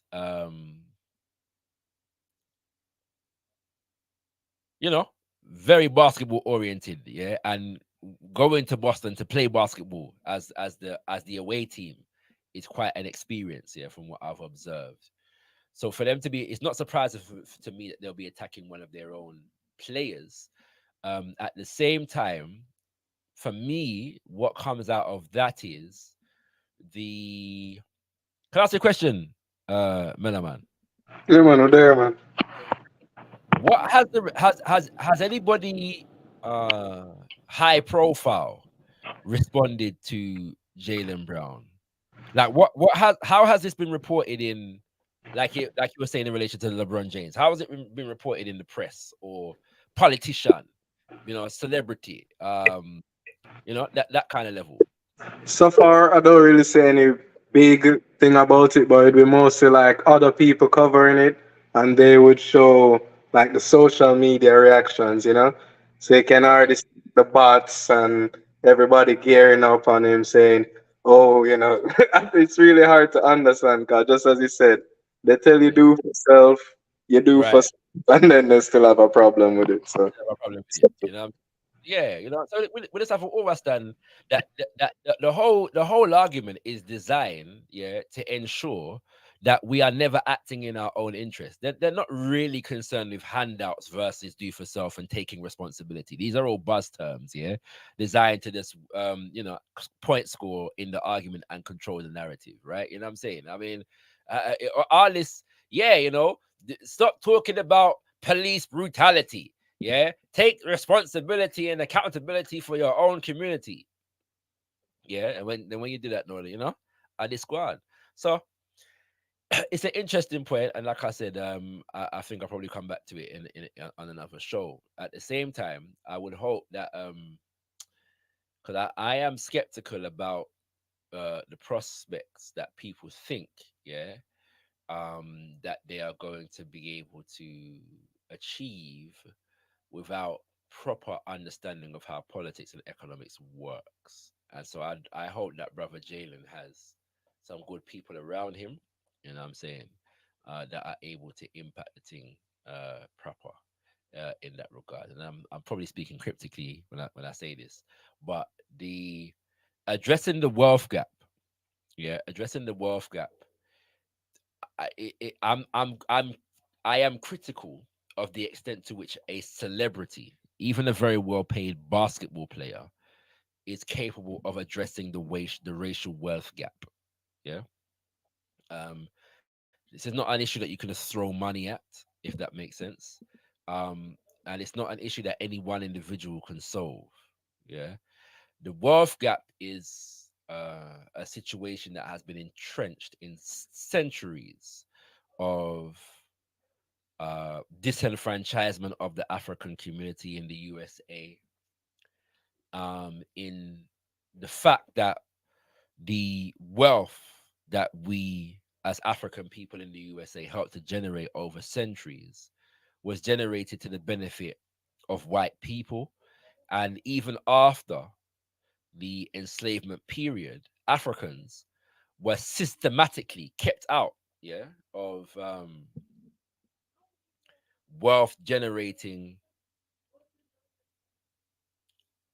assets, fields of endeavor, and even the assets in some instances that we actually generated, yeah, as a community, in some instances were actively taken away from us, yeah, through various government policies and also governments refusing to bring to justice terrorists, yeah, within the white community, and in many ways supporting them. Remember that what them called Black Wall Street, which is more properly referred to as Greenwood, in Tulsa, was bombed from the air. Yeah, so bear that in mind. All right. So we have to bear these things in mind. Yeah, we have to bear these things in mind. You know, as You just said, like something you just said, I really, that was like a part of why I kind of monitoring these two things in particular because it's really, to me, there's a lot of people popping up in conscious community, Pan African community, and the argument is support me, get me rich, and then right, I get rich, I will come and right, trick. on liberty, you know, trickle down Right, right, liberation. It's a trickle down liberation thing. right, But right. monitor the LeBron thing in a way like, okay, if you supply the funding but you're not hands on Yeah, necessarily in it, it can yeah, open yeah. itself up to these type of things. And then with Jalen Brown, Mm. yes, you're trying to use your wealth to address something that is a fire much bigger than the water you can throw on it, you know? Right, So right, right. You know what I'm saying? And that's not to say and I don't want anything that I'm saying to be interpreted as a negation of the good that people can do. Yeah. You know what I'm saying? You know, if you earn millions, there are good things that you can do with those millions, right? I'm more just saying, and more importantly, yeah, what I would like to see more celebrities with millions doing is actually contributing to the institutions that are already doing the work, yeah, in the community. Yeah, there are people organizing within communities, yeah, who are doing certain work, and so I would like to see that take place more. There needs to be more of a relationship with the black moneyed class. Notice I didn't say wealthy, yeah, but the black moneyed class, yeah, the people that have disposable income, yeah, because of their fields of endeavors, including celebrities and the grassroots organizing, yeah, class, so to speak, and institution building class, yeah. There are many Pan-African, black nationalist or African-centered institutions that could do with, you know, a secret donation, yeah, from Jalen Brown, yeah, and this is not to say that I don't know much about the brother, right? But so we're not casting any aspersions on him or even making an assessment of what he will and won't do. Yeah, it's just more to say that we have to be realistic, yeah, about the expectations here. Yeah, Jalen Brown, no matter how rich he is, can't solve the wealth gap problem, but he can support some good community work that is taking place. Yeah, and that community work can have some good impact in terms of community development, and maybe that example will encourage others to do the same. And once we have a certain pool of resources generating around our communities on various different levels, from that foundation as a community, we can definitely do some beautiful and powerful things. You know. Yeah. So yeah, man. Thank you for raising that point and also identifying the quote trickle down liberation. that's what Kofi really, you know, 'cause it's a critique of the liberal solution, you get me? Because they Okay, want okay. to Hear you. have your individual effort and our Yeah, individual efforts will solve the yeah, man. problem. I'm And, watching and, today work. that's been the age old trick, yeah. The idea that we can liberate ourselves vicariously through the success, yeah, of Oprah Winfrey and Jay-Z and Barack Obama, and Tony Sewell and Trevor Phillips, yeah. These are people in the UK that I'm naming at the moment. The last two, you know, that's the vibration, you know. So that we don't think in group or collective terms when people who are powerful in this world do expressly and manifestly think and speak in group and collective terms, yeah, even as they promote individualism, rugged mass individualism to the masses of the people, and we fall for it, yeah.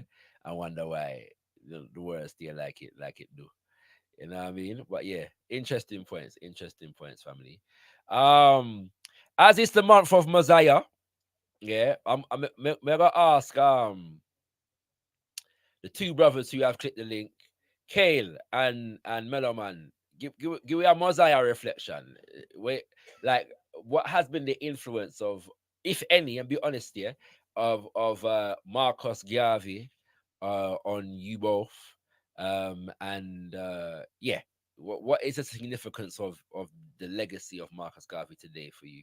I'll take Kel first. Kiel, click the link and don't feel. You're muted if you're speaking, Kiel. Kiel, runway. Yeah, Kiel, runway. Meloman, come through. We'll come back to Kiel. Yeah, man, definitely. With Garvey, I'd definitely say what I appreciate most from Garvey, I learned more from him is the importance of media, right? Yeah, yeah. Me personally, as somebody, I more like to I'm not necessarily a people person like that, but the Mm, reality of the need of media and propaganda and so forth mean that you kind of have to get your message, your ideas out there to mm. what other people have out there. Otherwise their stories, their ideas, that's what kind of ruling. So definitely 100, importance of media and propaganda. 100%. What one of the things that I'm gonna do, I had a show on gotkushTV called The Insight. It started in 2018. The very first Insight episode that I did was based upon this subject of the media, and the importance of the media as demonstrated through the work of the UNIAC. I'm actually gonna re-release it this Messiah, that first episode, because it really just gives expression to the need, yeah, and the purpose, the mission of Gotkush TV. So that's a very important one. I've actually delivered presentations on that. And just as an example of what Melaman is just saying there, the UNIA ACO was able to develop some of the strongest media, black media we've ever seen. They were producing the Negro World newspaper to the tune of 200,000 every week, and was publishing sections in English, French, and Spanish. And that newspaper was going around the world, yeah. And it was able to do so despite the fact that it was banned, yeah, in a number of countries, particularly those that were colonized under the colonial regime of Britain and France, yeah, who uh, are the bastions, yes, of liberal democracy and free market capitalism and all of these things, of the day and still to this day, and couldn't bear the insights of the Garvey movement, yeah, to the point whereby in nations that champion the ideal of free speech, they banned the newspaper. Yeah, they banned the newspaper because it was contrary to the interest of the development of their corporations. As it was connected to their governments at the time, so the UNIA had to smuggle, had to develop a network of seamen in particular that were able to smuggle the newspaper in. And in places like Trinidad, for example, yeah, people like CLR James said that despite the fact that it's banned in the country, he was able to get his Negro newspaper every week. Yeah. In the nation of Zimbabwe, there's a man that was actually sentenced to life imprisonment, yeah, for being caught with a copy of the Negro World. And the people then protest and demonstrated, and I think he was eventually released. Kayla, you with us? But yeah, so I'm passionate about the fact that as well as the UNIA ACL mastered the media of its time, we have a duty and responsibility to master the media of our time. Yeah. And that is really the foundation, the basis upon which this institution called Gotkush TV actually exists. I've been reading extensively from the words of Papa Garvey on the issue of propaganda. Yeah. In fact, I'm gonna do that to close. Actually, looking at propaganda as it is espoused upon in the course of African philosophy. So give thanks for raising that point, African wealth. I'm gonna give Kale one more opportunity. Kale, are you with us?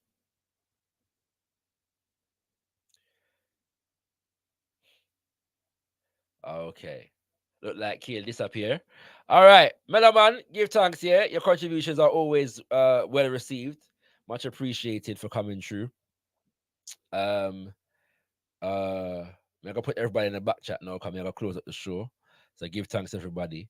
Um Giving thanks to Kale, and also giving thanks to Kwame Abuaje, who came through earlier, and brother Jeremy Saman, yeah, who we interviewed earlier. For those who are not aware, brother Jeremy Saman is his children attend the Steve Biko Saturday School in Wolverhampton, and he recently done a sponsored run, to raise funds for the Saturday school. Yeah, and so if you want to can sponsor him, even though he's done the run already, yeah, sponsor brother Jeremy Salmon at mybayabablearning.com/donate. Yeah, mybayabablearning.com/donate. I will be donating. And you can support the Saturday school, but also check out mybayabablearning.com in general. Yeah. Because of the educational resources that our brother is developing. In fact, let me just visit the website for Uno, so Uno can see the website. Yeah, My Bayabab Learning. I'm gonna show you the website. And for those who missed brother Jeremy's interview, yeah, so you can see Wagwan and get an idea of the resources that our brother is developing. Hold on there. I spelled something wrong there, so. Oh, 1 second. Look, I misspelled something wrong. Hold on there. Let me just make sure I have the right linkage. All right. But yeah, kings and queens, there are people in our community that are developing independent educational institutions, i.e., the Steve Biko Saturday School, which, as Brother Jeremy alluded to, has been running. It's one of the longest standing, yeah, Saturday schools in our community in the UK. And I said I grew up knowing about the Saturday school because it was heavily connected to the Pan-African Congress movement. Yeah. So when Brother Jeremy says that the head teacher of the school, Auntie Dan, was a student in the school, me know that to be true because I know Auntie Dan very well. All right. And so we want to support the Saturday school. I'm going to bring up Brother Jeremy's website right here now. So Uno can see it. So you can see it. Brother Jeremy specifically does books and educational materials around group economics, yeah, for our children. And this one, so maybe picking up on what Meloman raised, the issue that Meloman raised. Tell LeBron James to come by My Bayabab Learning Quick Maps book, yeah. You know what I'm saying? Quick maths, yeah? Free. You can get it free. All right. Don't forget the free quick maths workbook, yeah? From My Bayabab Learning for the whole of the 8th grade of them. You know what I'm saying? And maybe them can pass them exam. You know, that's it. All right. Then now you have the Round and Round ebook, yeah, and you can also get physical copies of the book, and that is about teaching group economics, yeah, to our children. And then there's a round around coloring book as well. Okay, so you can learn them group economics while coloring in the characters and all of these things. Okay. So yeah, you can get that, kings and queens, and so do check out the website mybayabablearning.com. Yeah, you can get all of the information where you need right there. So, and you can also donate to the Steve Biko Saturday School. Okay. So these things are very important. We must support the institutions in our community. And give me 2 seconds while I get the final testament of the prophet, so we can read something from it.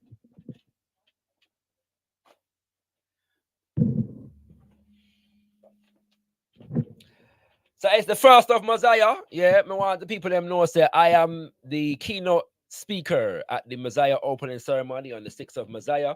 And the subject is scientific Garveyism, a working idealism for the 21st century and beyond. We're going to be looking at Garveyism in theory and practice as a methodology. Yes, not just an ideology, but a methodology, a working idealism. Yes, for charting the course of African liberation and development from here on out. All right. Let us see. Oh, I have the wrong page. Yes, so do come true. Alkebulan, ALKEBULAN.org for all information. And it's going to be a beautiful and powerful event. And I am, endeavoring my best to construct and deliver the most do justice to the nature of the subject, yeah, in my presentation also. So I look forward to seeing you there and also hearing your feedback. For those who are international and are unable to attend, do not worry, we will have the footage live, well, not live, but featured on gotkushTV. So, in line with what Melaman said, his major inspiration for Papa Garvey is, we're gonna just read from the philosophies and opinions, so not philosophies and opinions, message to the people, the course of African philosophy. This is the course that Papa Garvey had developed in order to train the next cadre of leadership, yeah, of the UNIA ACL. And this course took place between the years of 1937 and 1939. And so there was a chapter, a lesson in here on propaganda. And he says propaganda means to propagate or to make known extensively some particular phase of human intelligence.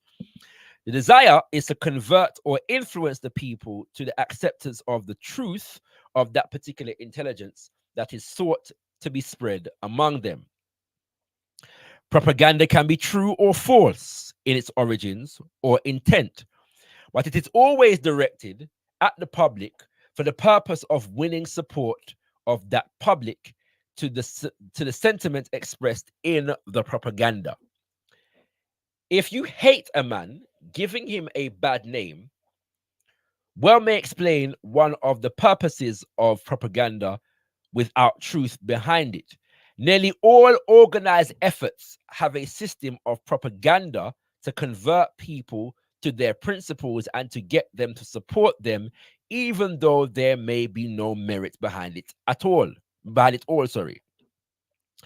Propaganda is all around you to make you buy a special brand of cigarettes, although no good, but advertised to be the best, to make you drink or use a certain brand of tea, telling you of its wonderful qualities and its everlasting benefits, when there is absolutely nothing to it, and so on.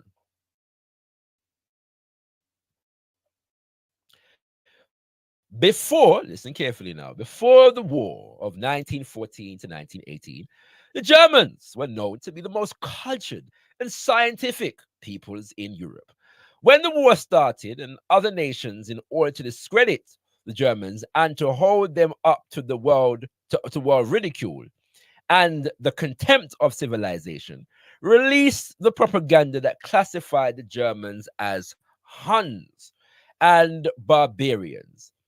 This also reveals how organized intention can be carried to the public for public acceptance without thought. The press, cinema, pulpit, classroom are all propaganda agencies. I want to hear what the man just said a while ago. Him say the press, cinema, pulpit, schoolroom are all propaganda agencies for one thing or another. The pulpit carries religious propaganda. The schoolroom carries educational propaganda. The press carries out written propaganda. The platform carries out oral propaganda, and the cinema carries out demonstrative propaganda. These methods have been devised by the white man to spread his ideas universally among men. That is why he is able, in a major sense, to control the minds of the people of the world. The white man is a great propagandist. He fully and completely realizes the value of propaganda. Therefore, hear what the prophet said. Therefore, you must organize your propaganda to undo the propaganda of other peoples if their propaganda, see them propaganda, affects your interest. The Bible is religious propaganda. The school book is literary propaganda. The novels and books you read are also literary propaganda all calculated to bring about certain results beneficial to the propagandist. Never forget then that you are surrounded by a world of propaganda, all dressed up or cooped cooped up to suit a doubtful public that is not careful about what it digests from without. The artist is also a propagandist. He paints pictures to convey the idea he wants to impress upon the non-thinking and doubtful public. The sculptor is also a propagandist.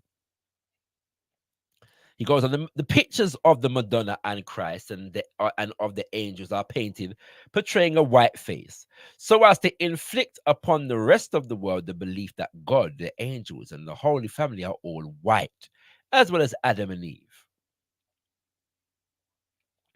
So as a result, he says, tear from your walls all pictures that glorify other races.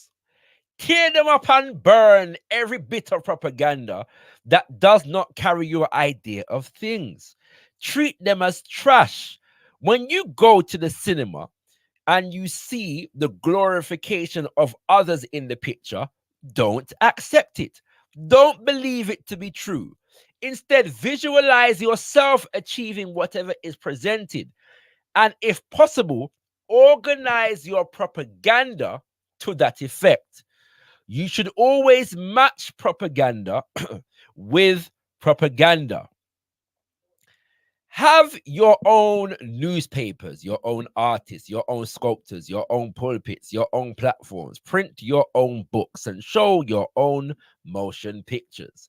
And sculpture your own subjects. Never accept as yours subjects of another race, but glorify all the good in yourselves. Keep your home free and clear of alien objects of glorification of other races. Otherwise, your children will grow up to adore and glorify other people.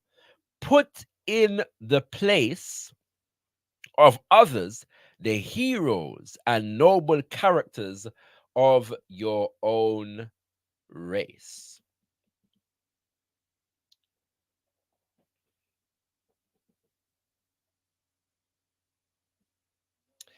Yeah, kings and queens. I could read more, I could read more.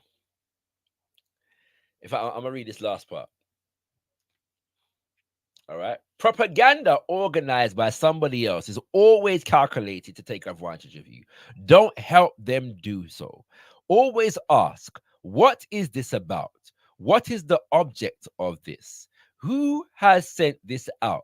What is he aiming at?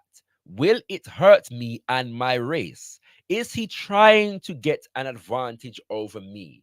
Is it honest? Is it true?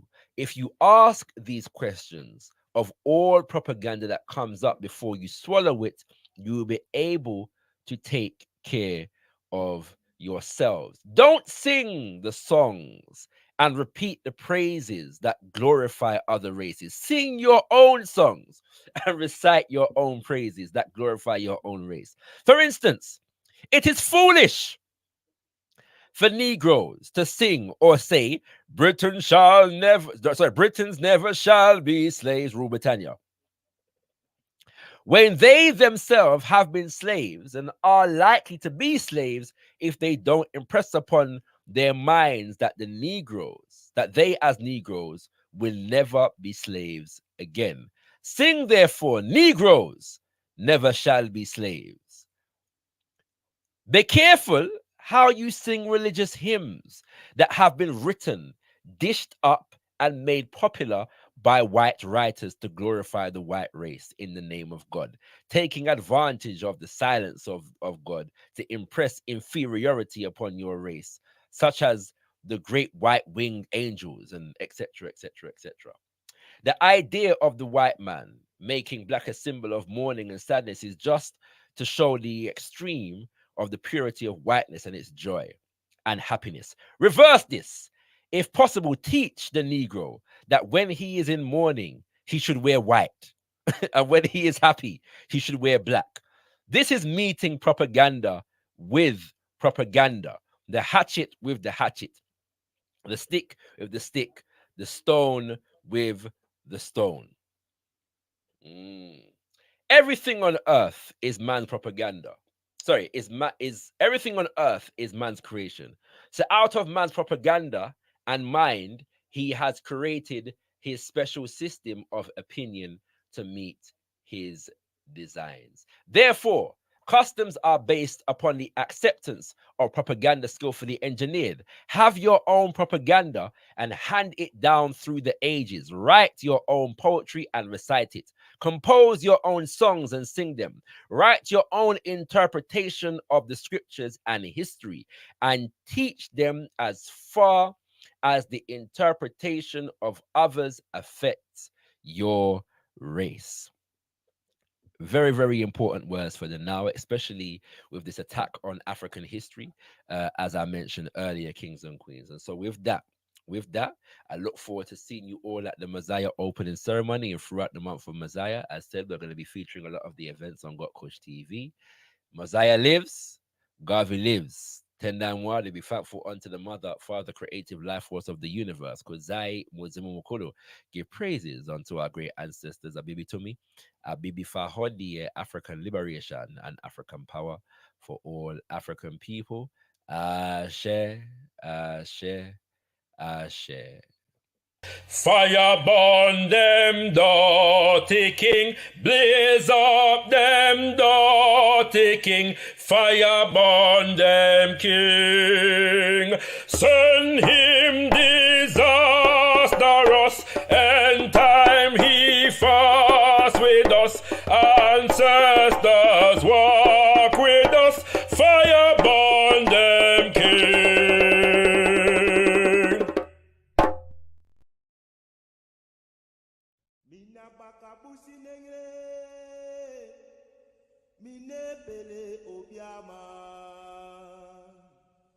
Mina bakabusi nengre me fele sama. Mina bakabusi nengre mine pele obiama. Mina bakabusi nengre me fele sama. Mina bakabusi nengre mine pele obiama. Mina bakabusi nengre me fele sama. Mina bakabusi nengre mine pele obiama. Mina bakabusi nengre me fele sama. Mina bakabusi nengre mine pele obiama. Mina bakabusi nengre me fele sama. Mina bakabusi nengre mine pele obiama. Mina bakabusi nengre me fele sama. Mina bakabusi nengre mine pele obiama. Mina bakabusi nengre me fele sama. Mina bakabusi nengre mine pele obiama. Mina bakabusi nengre me fele sama. Mina